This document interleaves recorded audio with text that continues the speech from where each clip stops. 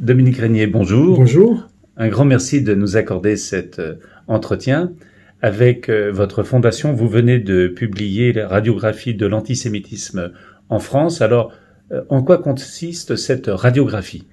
Alors, c'est une étude que nous avons lancée en 2014, pour la première édition, donc il y a 10 ans exactement, avec l'intention de documenter l'antisémitisme en France. C'est en soi un sujet très, je dirais très curieux que on a eu. Moi, mon métier, c'est la science politique, et j'ai été étudiant en sciences politiques quand je suis arrivé à Paris, de mon Aveyron natal. Et j'ai découvert dans mes études l'antisémitisme comme objet d'étude et l'analyse de l'antisémitisme. Et on faisait des lectures sur la quantification de l'antisémitisme, en France aussi, bien sûr. Et puis, cet objet a en quelque sorte disparu du champ des études. On s'y est moins intéressé. Et c'est une chose qui peut tout à fait se comprendre dès lors que le phénomène disparaît. L'antisémitisme. Mais si le phénomène ne disparaît pas, le fait qu'il n'y ait que les études ne se redéveloppent pas ou ne réapparaissent pas, etc., devient un petit événement en soi d'abord, parce que on se dit mais le problème non seulement il n'a pas disparu, mais il revient et peut-être avec plus de force, et il n'y a plus personne pour en étudier la composition, la réalité. Et c'est à partir de ce qu'on a appelé, du début du 21e siècle, vraiment le début des années 2000. Il y a eu un rapport de Jean-Christophe Ruffin, diplomate, sur l'antisémitisme. Il a fait un rapport comme ça avec des analyses, documentation, je dirais, non quantitative, mais en relevant des faits ici ou là. Et il a parlé d'un nouvel antisémitisme qui accompagnait l'entrée dans le 21e siècle. Mais c'était encore très imprécis et cependant très utile et très judicieux. La suite l'a montré. Et donc on pouvait mettre en cause aussi ces spéculations-là sur le nouvel antisémitisme. En gros, ce qu'il disait, c'est qu'il y avait un déclin de l'antisémitisme d'extrême droite qui disparaissait, tout simplement, qui s'éteignait. Et puis il y avait une montée en puissance d'un nouvel antisémitisme qui venait plutôt de l'islamisme, et aussi dans un pays comme la France, des générations issues de l'immigration et porteurs d'une culture musulmane. Et nous avons décidé en 2014 de faire une étude de cet objet-là. C'est compliqué et c'est très sensible évidemment, parce que nous avons dû constituer 2 échantillons, on en ajoutera ensuite un 3e, mais 2 échantillons, ça c'était très important. Un échantillon représentant les Français âgés de 18 ans et plus, donc la société française dans sa généralité, ajouté à un échantillon de Français de 18 ans et plus de culture confession musulmane.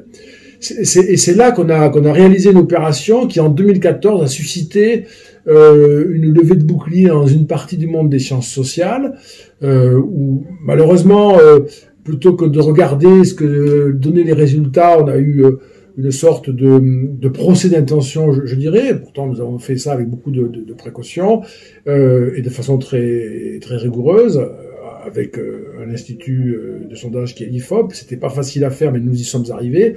Et on a publié un premier travail dans lequel, c'était pour nous la première étude, on faisait des hypothèses. Et en décrivant la réalité de l'antisémitisme en France, on pouvait donner raison à Jean-Christophe Ruffin, dire qu'en effet, cet antisémitisme que nous connaissions plutôt d'extrême droite était en voie de disparition, pas absent mais en voie de disparition, et qu'il y avait plutôt un antisémitisme plus fort du côté d'une France issue de l'immigration et de culture ou de confession musulmane. Et on montrait aussi qu'il y avait une association à cet antisémitisme nouveau d'une partie de la gauche. À l'époque, c'était très net avec le Front de gauche de Jean-Luc Mélenchon, dont l'électorat était très sensible aux thèses antisémites. On retrouvait ça aussi dans l'électorat de Marine Le Pen à l'époque. Mais peut-être qu'on aura le temps de dire qu'est-ce qui les distingue aujourd'hui dans la nature de l'antisémitisme, dans la forme d'expression de l'antisémitisme. Et donc, on a conclu cette première étude par une hypothèse qui était que ça allait se développer en France. Voilà, parce que les indications étaient claires du point de vue quantitatif. Tous nos résultats sont publics, chacun peut voir les données, donc être juge de cela, etc. Et nous avons fait, en 2024, la 4e mesure. Donc on a mesuré cette réalité 4 fois. À chaque fois, nous confirmons cette réalité, c'est-à-dire qu'il y a en France un antisémitisme relativement contenu pour l'ensemble de la société française, qui ne se développe pas pour le moment, qui ne se propage pas pour le moment, et que la société française est collectivement très solidement ancrée dans un refus de cet antisémitisme. Alors, il y a des préjugés, je dirais, anciens sur l'argent, sur les médias, etc., qu'on mesure toujours à un niveau toujours élevé, bien sûr, mais autour de 20%, qui sont des idées selon lesquelles les Juifs ont plus d'argent que les autres, les Juifs ont plus accès à la politique ou que sais-je. Voilà, c'est une réalité qui demeure et qui est contenue.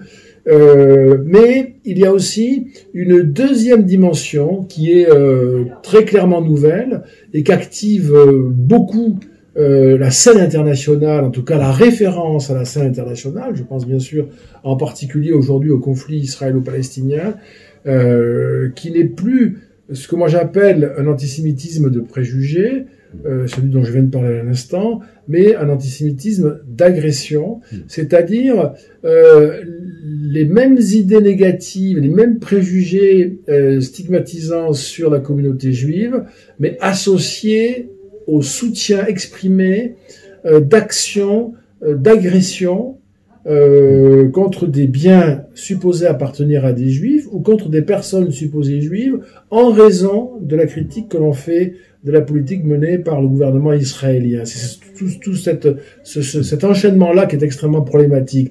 Et par exemple, nous posons en 2024 des questions du type: est-ce qu'il vous paraît acceptable de taguer une synagogue en France pour vous opposer à la politique de Netanyahou? Et nous avons une proportion de personnes qui répondent oui.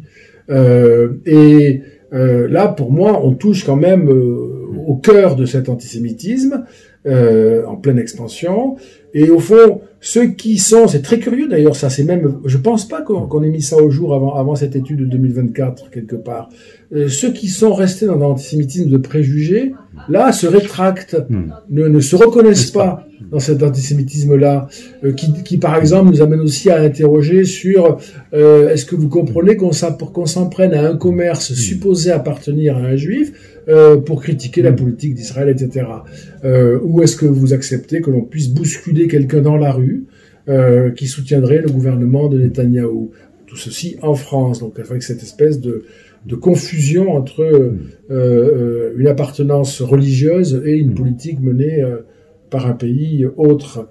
Donc il y a là une sorte d'évolution que l'on retrouve dans d'autres éléments très différents de cette étude, mais que nous avons par ailleurs, sur les attentats contre les Juifs. Donc ça, c'est une autre dimension de notre travail.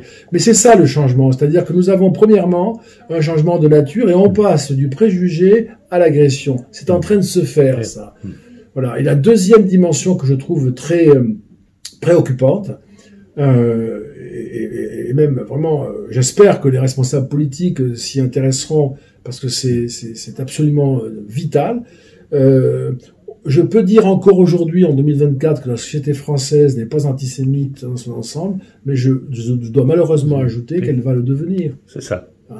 Parce qu'il y a une évolution qui montre que dans les jeunes générations, l'antisémitisme est beaucoup plus présent que dans les générations plus âgées, et qu'au fond, les générations les plus solides de ce point de vue-là sont peu à peu en train de disparaître, remplacées par des générations beaucoup plus disposées, non seulement à l'antisémitisme de préjugés, mais aussi d'agression. Et que c'est très lié, pas seulement, mais c'est principalement lié au lien avec la culture et la religion musulmane. Là, nous avons aussi un échantillon de Français musulmans, et on voit bien qu'ils sont beaucoup plus portés à l'antisémitisme d'agression, et d'autant plus qu'ils vont plus souvent à la mosquée, d'autant plus qu'ils sont plus jeunes. Et donc, on peut tout simplement dire, et je crois sans risquer malheureusement de se tromper beaucoup, que les générations qui vont arriver vont installer dans la société française pour très très longtemps des proportions beaucoup plus importantes d'antisémitisme. Et si nous ne savons pas identifier, corriger cette évolution, en interrompre, en couper la source, nous serons débordés par l'antisémitisme. Hein. C'est un changement très profond. Jamais la France n'a été dans cet état d'esprit que l'on peut deviner à travers la projection des nouvelles générations. Je vous donne un exemple pour illustrer ça. Les chiffres peuvent paraître parfois faibles, mais ils sont très importants en dynamique. Si je prends l'ensemble de la société française, il y a 2% des Français de 18 ans et plus qui considèrent que la Shoah n'a jamais existé. Bon, on peut dire que c'est beaucoup, c'est vrai que c'est quand même étonnant, mais c'est 2%. Chez les 65 ans et plus, nous n'en trouvons pas. Donc on a 0%. Non pas qu'il y a des zéros, mais dans un sondage comme ça, on a interrogé 2000 personnes pour la population française en son ensemble, il n'y en a pas. Donc c'est pas significatif. Donc nous avons personne. Si je regarde chez les moins de 35 ans, je suis déjà à 6%.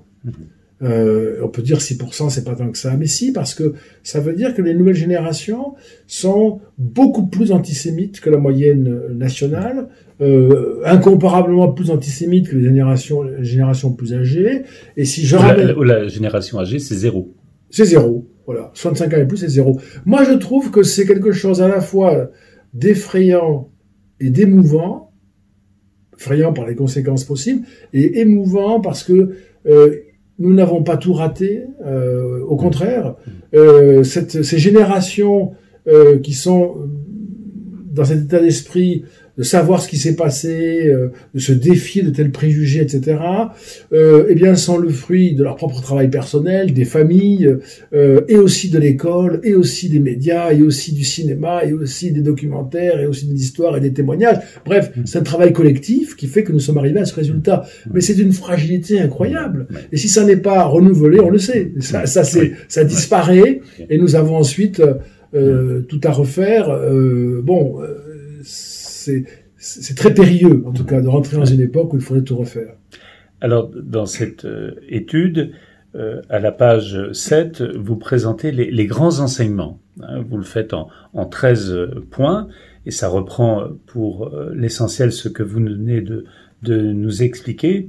Et ce qui est très intéressant, c'est de voir que 76% des Français sont conscients de la montée de l'antisémitisme. Très intéressant de voir que beaucoup de nos concitoyens, donc c'est 12 points de plus que en 2022, sont conscients de cela. C'est comme s'il y avait une sorte de différence d'appréciation entre la population et un certain nombre d'élites qui sont dans la négation de cette réalité. Absolument. C'est d'ailleurs, vous avez vraiment raison de souligner ce chiffre-là, parce que c'est un élément peut-être d'encouragement et sur quoi il faut faire fond, dont il faut se féliciter collectivement. Plus des 3/4 de nos compatriotes sont préoccupés par l'antisémitisme, qu'ils jugent en expansion. Et quand on leur demande, puisque cette question que je vais citer maintenant, on l'a inventée il y a 2 ans et on l'a posée encore cette fois-ci, on demande si l'antisémitisme est l'affaire des Juifs seulement ou l'affaire de la société française dans son ensemble. Là encore, les 3/4 nous disent que c'est l'affaire de la société dans son ensemble. Mais c'était pas le cas au début. Au début, par d'autres indications, on voyait que c'était au fond le problème des Juifs. Ah, on est bien malheureux pour vous, mais ça vous arrive. Non, ça nous arrive, et c'est cette espèce d'événement collectif qui est perçu aujourd'hui. Et je dirais que nous avons aussi, alors je suis un tout petit peu là, comment dirais-je, stratège en disant ça peut-être, mais il faut aussi faire fond sur ce sentiment juste, je crois, qui est que le malheur des Juifs sera le nôtre. et que c'est aussi avec ces mots-là et cette explication-là que certains responsables doivent parler pour ne pas laisser penser que ce serait sans dommage pour chacun si les choses continuaient à se dérégler ainsi. Et dans une partie de la communauté musulmane, cette idée aussi est forte. Il y a une partie majoritaire des musulmans en France qui considèrent que l'antisémitisme est en expansion et qui appellent à, comme la société française, à 80% la société française dans son ensemble et à 56% de mémoire, j'espère ne pas me tromper, mais en tout cas c'est très majoritaire pour les Français musulmans, plus de sévérité dans la répression de l'antisémitisme. Et donc il y a une sorte de montée dans l'esprit public d'une préoccupation pour nos compatriotes juifs, mais aussi pour moi, parce que je comprends que ce qui va se passer dans la société si ça se déploie sera un désastre pour chacun. Donc je pense que cet élément-là est absolument essentiel comme ressort. Les pages 9, 10, 11 sont consacrées à votre propos introductif. Et à un moment donné, vous avez cette expression, le 7 octobre est aussi un attentat contre le procès de Nuremberg. Est-ce que vous pouvez expliquer cette notion? Alors, c'est une impression que j'ai eue, au fond, dès le 7 octobre, mais renforcée, enfin, en lien avec les réactions au 7 octobre, c'est-à-dire quasiment le 7 et surtout le 8 et après. Au fond, on a tous en tête, on se souvient bien, c'est récent, du fait que ce pogrom en Israël, le premier de l'histoire, depuis la création de l'État d'Israël, n'a pas suscité en réalité la compassion qu'on aurait pu imaginer, compte tenu de l'horreur de cet événement et de ce qu'il pouvait emporter. Il y a eu ce moment-là, mais très brièvement, et très vite les choses se sont retournées, et on a vu très vite, y compris dans une institution qui m'est chère à Sciences Po, auprès de certains des étudiants, une minorité, mais une minorité qui a montré un visage très condamnable, qui a trouvé des raisons de ne pas reconnaître ces violences atroces, ces massacres, ces viols, ces enlèvements de personnes, etc., dans une explication, bon, c'est pas l'objet d'en parler, mais qui, de toute façon, refusait toute compassion. Et je me suis dit, au fond, à ce moment-là, il y a là un pogrom qui vient d'avoir lieu, et au fond, c'était l'événement que nous étions censés ne plus revoir. C'était ce qu'au fond avait rendu, sinon impossible, tout à fait épouvantable le premier procès de Nuremberg.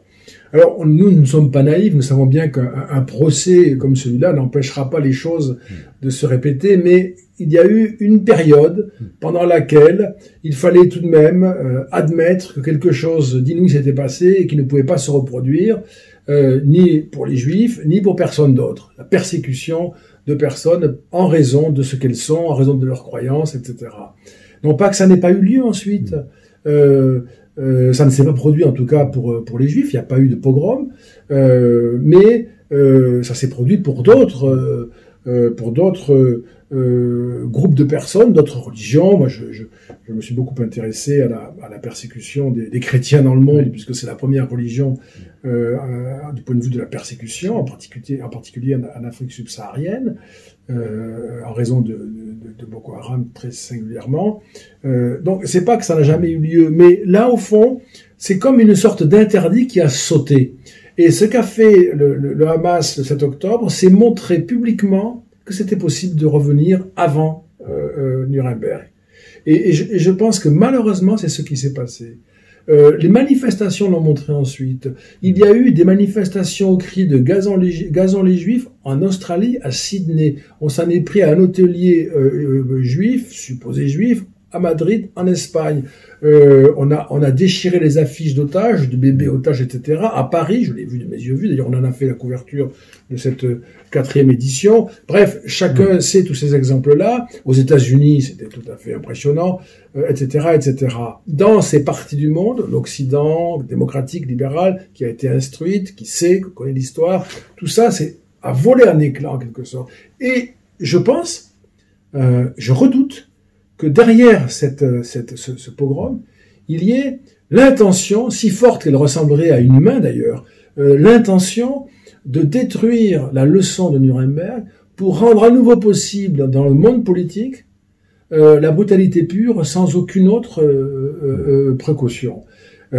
Encore une fois, il faut pas qu'on se trompe, ça n'a pas disparu. Il y a eu la guerre du Vietnam, il y a eu des tas de massacres. Enfin, le monde n'a pas cessé d'être Cambodge, Rwanda. Voilà, exactement. Voilà, exactement. Nous savons tout ça, mais c'est une chose que de le voir et d'avoir une espèce de déploration plus ou moins consensuelle, même si elle est plus ou moins feinte.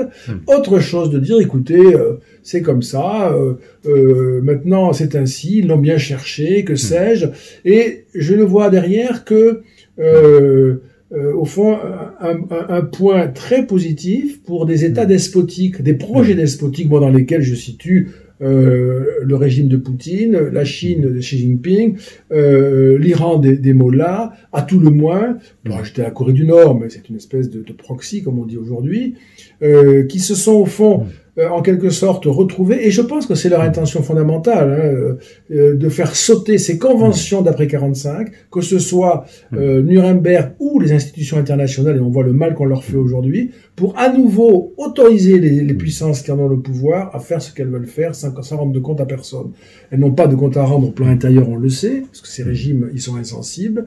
Elles ont encore des comptes à rendre au plan extérieur, et c'est peut-être en train de disparaître aujourd'hui. Ce qui est, à mon avis, l'autre indication par laquelle ce qui est en train d'arriver aux Juifs nous arrive à tous. Et c'est un vrai malheur, ça, c'est un grand malheur collectif. Personne n'échappera à ce malheur-là. Et nous avons, je pense, nous devons réfléchir à la possibilité que le 7 octobre laisse cette trace dans l'histoire depuis 1945 qui est de fermer le cycle de l'après-45. De dire c'est fini maintenant. Le temps est passé, tout ça c'est derrière nous, nous retrouvons une époque de sauvagerie. Je dis sauvagerie parce que il y a un texte islamiste de 2004 qui s'intitule L'administration de la sauvagerie, qui est un texte fameux dans lequel il est fait référence à l'organisation d'un grand terrorisme international islamiste pour créer un désarroi, une peur, un chaos dont les groupes qui écrivent ce texte espèrent tirer bénéfice pour accroître leur pouvoir. Et on voit bien que le fait que les images soient retransmises sur les réseaux sociaux, ça contribue à la banalisation de l'horreur. Absolument, c'est incroyable ça. C'est incroyable. Ça aussi c'est un fait majeur. Hein. Vous avez raison. Hein. C'est un fait majeur parce que je pense. Ouais, c'est beaucoup de questions, tout ça, mais je pense que jamais dans l'histoire humaine, nous n'avons été aussi nombreux à voir autant de choses horribles. Et on peut dire, ça a rendu tout le monde malheureux, je ne sais pas bien, je suppose, mais ça montre aussi à tout le monde que tout ça est bien possible en réalité, plutôt que c'est impossible. Et ça donne aussi le sentiment, moi je le vois sans arrêt sur les réseaux sociaux, que l'on peut vous répondre quand vous évoquez un grand malheur historique, par exemple la Shoah, on vous répond par la comparaison avec des images prises aujourd'hui, qui sont des images réelles. Hein. Il n'y a pas besoin de dire que ce sont des images. Il y a beaucoup de malheurs à Gaza, et beaucoup de victimes, on le sait, on voit les destructions, etc. Ça n'est pas contestable. Mais cette espèce de mécanique consistant à dire votre argument ne tient plus, puisque de toute façon maintenant, on a fait pire. D'ailleurs, ça, on pose la question, et elle est très, très préoccupante aussi. En particulier chez les Français musulmans qui considèrent qu'Israël se comporte avec les Palestiniens comme les nazis se sont comportés avec les Juifs, ce qui est factuellement faux, absolument faux, mais qui cependant est rentré dans les esprits comme s'ils avaient, eux, à la fois l'ignorance de l'histoire et cette espèce de science du réseau social, avec des images. J'ai bien vu, moi, les images, je suis témoin d'images que j'ai vues, c'est pareil. Alors qu'on ne sait pas, bien sûr, on sait que c'est différent, mais comme on n'a pas la connaissance, On peut pas réévaluer tout cela. Donc, nous entrons dans une période d'amnésie, d'affaiblissement culturel, de refus de la connaissance aussi, parce qu'elle vient heurter vos propres certitudes, qui doit nous préoccuper tous. Hein. Toujours dans votre introduction, et ça rejoint ce que vous nous disiez tout à l'heure, vous avez 2 pages où vous évoquez un fait très important, c'est-à-dire la responsabilité des pouvoirs publics. Vous écrivez « Sans réaction des pouvoirs publics, la société française sera gagnée par l'antisémitisme ». Est-ce que vous pouvez oui. expliquer? Parce que, comme tout à l'heure, vous le disiez, c'est un paradoxe de voir la société française plus sage que ses élites. Mais c'est un paradoxe que l'on peut vraiment documenter massivement, hein, de façon répétée. Aujourd'hui, les Français, y compris les Français musulmans, c'est très important de le dire, dans des proportions très majoritaires, d'autant moins malheureusement qu'ils sont plus jeunes, comme je l'ai dit. Aujourd'hui, les Français sont préoccupés par l'antisémitisme et veulent que l'on lutte contre l'antisémitisme et que l'on soit plus répressif. Hein. C'est les notions qui sont étudiées. Et cependant, que ce soit parmi les élites politiques, mais aussi journalistiques, mais aussi universitaires. Moi, je suis universitaire, je pourrais éventuellement aussi, je dirais, en témoigner. C'est-à-dire que on considère que soit ça n'est pas un problème dont la gravité est celle que l'on constate, sans pouvoir montrer d'ailleurs le contraire, ce qui est fâcheux, soit c'est une gravité qui s'explique et qui donc se comprend, voire s'excuse, soit correspond à une contrainte, crée une contrainte que je ne veux pas avoir dans mon action politique ou professionnelle, si je suis journaliste ou si je suis universitaire, etc. Et donc nous n'avons pas en réalité les élites au sens large que nous devrions avoir pour faire face à cette difficulté. Quand on songe, c'est pour ça que l'après 45 est important, quand on songe à l'après 45, toutes les élites ont été mobilisées. Partisanes, syndicales, enseignantes, de gauche, de droite, tout le monde s'est mobilisé. Religieuses, bien sûr, religieuses. Tout le monde s'est mobilisé pour que l'on sorte de cette séquence historique atroce et qu'on aille vers le mieux. Ça n'est pas du tout aujourd'hui la configuration. Et donc, quand on veut s'adresser à des politiques, là, c'est plutôt ça que j'évoque ici, c'est-à-dire les parlementaires, les chefs de parti, les membres de gouvernement. Leur première réaction, c'est une forme de prudence, parce qu'au fond, il y a comme cette idée que peut-être je vais être un peu cruel de le dire ainsi, mais je le pense en ces termes, peut-être cette France qui se renouvelle sera la France de demain, et je préfère être avec la France de demain que défendre une France d'aujourd'hui qui sera absente et dans laquelle je me trouverai minoritaire. C'est un peu le pari que fait Jean-Luc Mélenchon, par exemple, mais qui est un pari, je dirais, à coup sûr perdu d'ici 10 ans, 15 ans, mais peut-être pas du tout d'ici 30 ans. Il n'en profitera pas lui-même, mais il crée quelque chose qui ne sera pas facile à guérir, à curer dans notre société.